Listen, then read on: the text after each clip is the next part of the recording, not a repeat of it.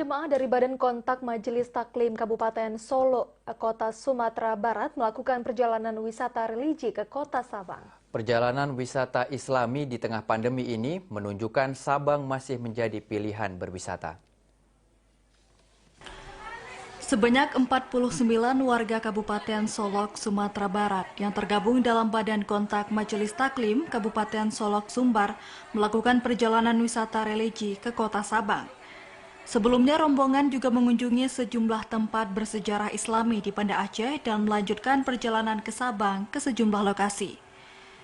Menurut Ketua Rombongan Syafruddin, sejumlah tempat yang akan dikunjungi di Sabang adalah Tugu 0 km dan asrama haji pertama di Aceh di kawasan Pulau Rubiah.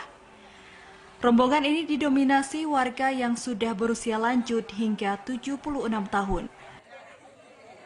Jadi di Sabang ini tujuannya adalah melihat dari dekat bahwa Indonesia ini adalah 0 kilometernya awal dari beradanya Indonesia. Jadi dari tanah Aceh ini, jadi kami melihat dengan mata agar nanti kita jangan bicarakan dengan orang lain saja, tapi melihat dengan dekat bagaimana itu mana yang 0 kilometer.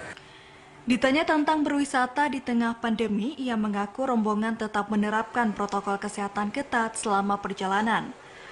Perjalanan wisata religi ini dijadwalkan memakan waktu lebih dari seminggu dengan mengunjungi sejumlah tempat wisata itu. Kunjungan warga luar ke Sabang menunjukkan masih tingginya minat wisatawan yang berkunjung ke Sabang, sekalipun dalam kondisi wabah pandemi. Dari Sabang, Mahfud, kontributor TVRI Aceh melaporkan.